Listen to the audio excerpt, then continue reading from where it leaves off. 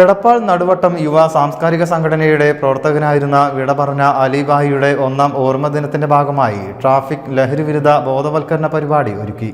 നടുവട്ടം സെന്ററിൽ വെച്ചായിരുന്നു പരിപാടി. ട്രാഫിക് നിയമ, ലഹരിവിരുദ്ധ പോസ്റ്റർ പ്രദർശനം, ലഹരിവിരുദ്ധ ബോധവൽക്കരണ ക്ലാസ് എന്നിവയാണ് ഒരുക്കിയത്. ലഹരിവിരുദ്ധ കയ്യൊപ്പും പ്രതിജ്ഞയും നടന്നു.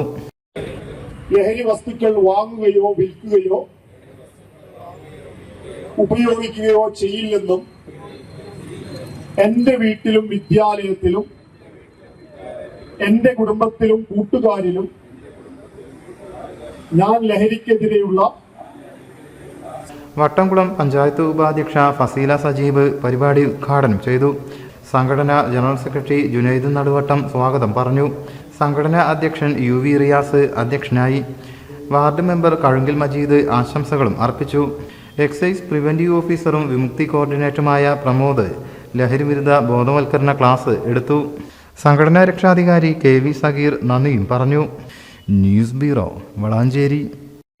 നമ്മുടെ കുബൂസ്, അത് നമ്മുടെ ഗൾഫിൽ കിട്ടുണ്ടായിരുന്ന കുബൂസില്ലേ, നിനക്കിഷ്ടപ്പെട്ട ആ കുബൂസ്.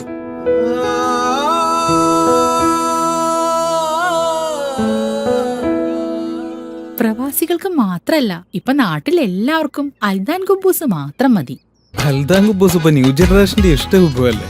ഷുഗർ ഉണ്ടെങ്കിൽ ഗോതമ്പിന്റെ കുബൂസ് ആവാട്ടോ. മലയാളിയുടെ ഭക്ഷണ താല്പര്യങ്ങൾക്ക് ഇനി പുതിയ സ്വാദ്. അൽദാൻ ലെബനീസ് കുബൂസ്.